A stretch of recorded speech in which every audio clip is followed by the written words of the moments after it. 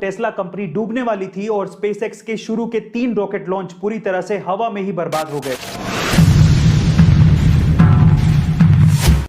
हमारी असली दुनिया के असली आयरन मैन और दुनिया के सबसे क्रांतिकारी आदमी माने जाने वाले एलोन मस्क ऐसे ही इतनी ऊंचाइयों पर नहीं पहुंचे। SpaceX, Tesla, the boring company, solar city, hyperloop ऐसी बड़ी बड़ी कंपनियों के मालिक एलोन अपने दिमाग के दम पर और अपनी रिस्क टेकिंग कैपेबिलिटीज के दम पर उस मुकाम को हासिल किया है और दुनिया के सबसे अमीर लोगों की सूची में वो टॉप 3 में आते हैं।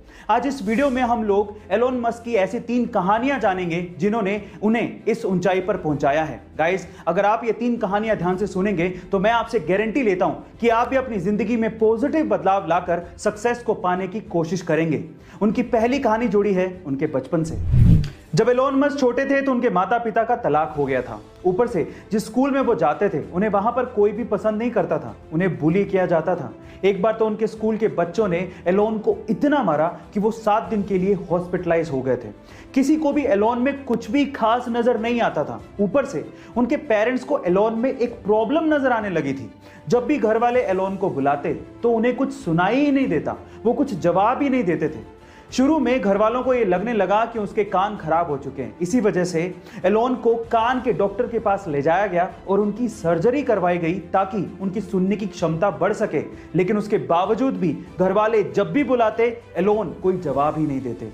लेकिन बाद में समझ में आया कि यह साधारण सा दिखने वाला लड़का एक असाधारण क्षमता रखता है और वो क्षमता है एकाग्रता की, यानी कि कंसंट्रेशन की। जब भी एलोन मस्क कोई काम करते तो वो उसमें इतने डूब जाते कि आसपास क्या चल रहा है उन्हें कुछ भी एहसास ही नहीं होता। जब वो बुक्स पढ़ते या फिर कोई काम करते या फिर सोचते तो वो पूरी तरह से अपने माइंड को कंसंट्रेट कर देते थे। गाइस, यहां पर उनके बचपन से ये बात सीखने लायक है कि जब भी आप कोई भी काम करें अपना 100% फोकस सिर्फ उसी काम पर लगाएं, आपको सक्सेस मिलेगी ही। अगली कहानी जुड़ी है उनकी टीनेज से। गाइस, बुक्स पढ़ने की आदत उन्हें बचपन से ही लग चुकी थी और पेरेंट्स तक को पता था कि अगर एलोन घर पे नहीं है तो वो पक्का घर के किसी आसपास की लाइब्रेरी में बैठकर बुक्स पढ़ रहे होंगे। उन्हें बुक्स पढ़ने की आदत इतनी ज्यादा थी कि लाइब्रेरी की बुक्स वो खत्म कर चुके थे और जब कुछ नहीं बचा तो उसके बाद उन्होंने एनसाइक्लोपीडिया तक चाट डाली थी। अपनी पढ़ाई को आगे कंटिन्यू करने के लिए उन्होंने साउथ अफ्रीका छोड़ा और वो कनाडा शिफ्ट हो गए। बाद में हायर स्टडीज के लिए वो यूएस चले गए। तब यूएस में जॉब्स के क्राइसिस बहुत ज्यादा थे, लेकिन इंटरनेट का क्रेज बहुत बूम पर था। तब उन्होंने अपने भाई के साथ बैठकर इंटरनेट पर कुछ करने की सोची। उस वक्त उन्होंने ये ध्यान दिया कि येलो पेजेस नाम से एक बुक आती है जिसमें छोटे बड़े जितने भी बिजनेसेस हैं वहां पर लोग इनके कॉन्टैक्ट नंबर और उनके एड्रेस को ढूंढा करते हैं। तो उन्होंने सोचा कि क्यों ना एक ऐसा सॉफ्टवेयर बनाया जाए जिसमें येलो पेजेस की जरूरत लोगों को पड़े ही नहीं और सारी चीजें उन्हें इंटरनेट पर ही अवेलेबल हो जाएं। उन्होंने कंपनी का नाम रखा Zip2 और आगे चलकर यह कंपनी इतनी ज्यादा फेमस हो गई कि कॉम्पैक्ट ने इस Zip2 नामक कंपनी को $307 मिलियन में खरीदा और एलोन मस्क 27 साल की उम्र में ही मिलियनेयर बन चुके थे।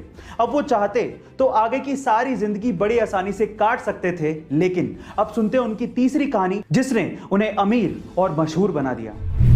Zip2 को सेल करने के बाद एलोन ने पूरी दुनिया में बैंकिंग ट्रांजैक्शंस को आसान बनाने के लिए X.com नामक एक कंपनी की शुरुआत की, जो कि आगे चलकर पेपल नाम से मशहूर हुई, जिसे eBay ने $1.5 बिलियन में खरीदा था।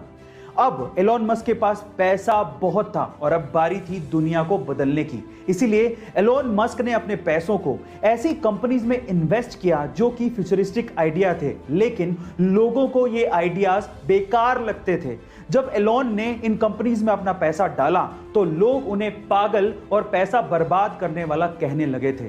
सन 2002 में एलोन मस्क ने अपने पैसों का 75% हिस्सा स्पेसएक्स नामक कंपनी में लगाया, जो कि सस्ते स्पेस व्हीकल बनाना चाहती थी और लोगों को स्पेस की सैर करवाना चाहती थी। और सन 2004 में बाकी बचा हुआ पैसा टेस्ला कंपनी में लगाया, जो कि इलेक्ट्रिक व्हीकल बनाना चाहती थी। लेकिन कुछ भी आसानी से नहीं मिलता। एक वक्त ऐसा आया जब टेस्ला कंपनी डूबने वाली थी और स्पेसएक्स के शुरू के 3 रॉकेट लॉन्च पूरी तरह से हवा में ही बर्बाद हो गए थे। अब एलोन के पास सिर्फ इतना ही पैसा बचा था जिससे या तो वो टेस्ला कंपनी को बचा पाते या फिर स्पेसएक्स के चौथे रॉकेट लॉन्च में खर्च कर पाते। फिर से उन्होंने हिम्मत दिखाई, रिस्क उठाया और अपना पैसा स्पेसएक्स के चौथे रॉकेट लॉन्च में लगाया, जो कि फॉर्चुनेटली सक्सेसफुल रहा और नासा ने तब एलोन मस्क को बैक किया, $1.6 बिलियन की फंडिंग दी। उसके बाद से स्पेसएक्स ने कभी पीछे मुड़ के नहीं देखा और आज स्पेसएक्स दुनिया की टॉप 6 स्पेस एजेंसीज में शुमार है और टेस्ला ने तो एलॉन मस्क को दुनिया का सबसे अमीर आदमी बना दिया है। यहां पर सीखने लायक बात यह है कि अगर आपके आइडियाज पर आपको भरोसा है तो रिस्क जरूर उठाओ, क्योंकि किस्मत भी उसी का साथ देती है जो कि अपने आप पे विश्वास रखता है और रिस्क उठाता है।